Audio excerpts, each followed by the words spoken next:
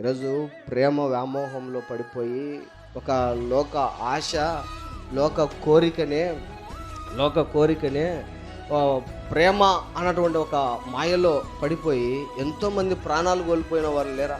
అంటే అమ్మాయి ప్రేమ దక్కలేదని, అమ్మాయి నన్ను అసహించుకుంటుందని, అమ్మాయి నన్ను ఇష్టపడట్లేదని, అమ్మాయి నన్ను కాదనుకుంటుందని ఎంతోమంది ప్రాణాలు వదిలేసుకుంటున్నారు. ప్రేమైన దేవుని వారలారా, అమ్మాయి వదులుకుంటే కాదండి నువ్వు బాధపడాల్సింది. దేవుడు వద్దంటే నువ్వు బాధపడాలా, దేవుడు కాదంటే నువ్వు బాధపడాలా, దేవుని ప్రేమ నీకు దూరం అయితే బాధపడాలా. అంతేగాని అమ్మాయి ప్రేమ దూరం అయిపోతే నువ్వు బాధపడ్డం, అమ్మాయి ప్రేమ దూరం అయిపోతే నువ్వు చచ్చిపోతాను అనడం ఏంటి? ఆలోచించండి ప్రియులారా. అమ్మాయి నీకోసం ఏమైనా ప్రాణం పెడుతుందా? లేదు లేదు. మరొకరితో వివాహం చేసుకుంటే లక్షణంగా వివాహం చేసుకొని వెళ్ళిపోతుంది.